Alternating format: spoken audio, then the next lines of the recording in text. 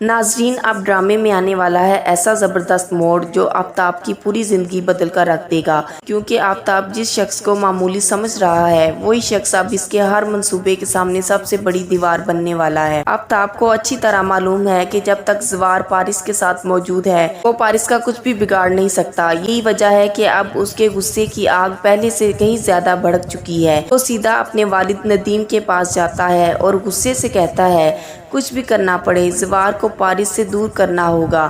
اگر آپ نے کچھ نہ کیا تو پھر میں خود زوار کو ہمیشہ ہمیشہ کے لیے راستے سے ہٹا دوں گا۔ بیٹے کی یہ خطرناک بات سن کر ندیم بھی پریشان ہو جاتا ہے۔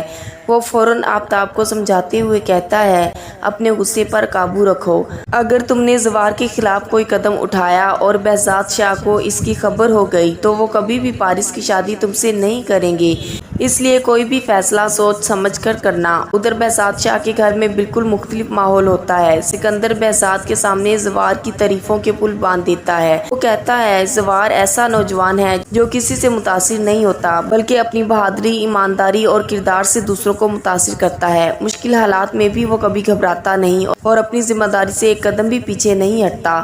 یہ سب سن کر بہزاد شاہ کے چہرے پر اطمینان آ جاتا ہے اور وہ اعتماد سے کہتا ہے، اب مجھے پارس کی حفاظت کی کوئی فکر نہیں۔ جب تک زوار اس کے ساتھ ہے میری بیٹی کو کوئی نقصان نہیں پہنچ سکتا۔ لیکن دوسری طرف پارس ابھی بھی زوار کو چھیڑنے اور نیچا دکھانے کا کوئی موقع ہاتھ سے جانے نہیں دیتی۔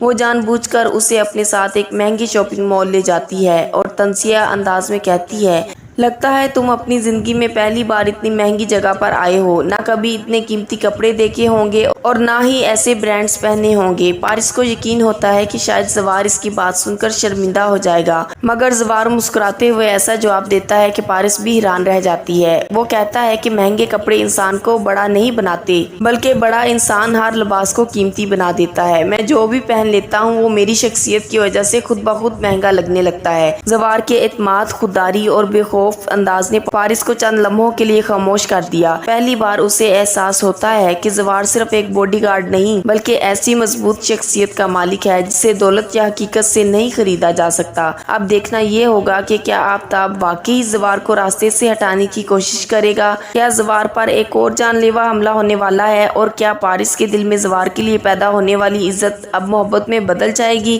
یہ تمام راز آنے والی قسط میں کھلنے والے ہیں۔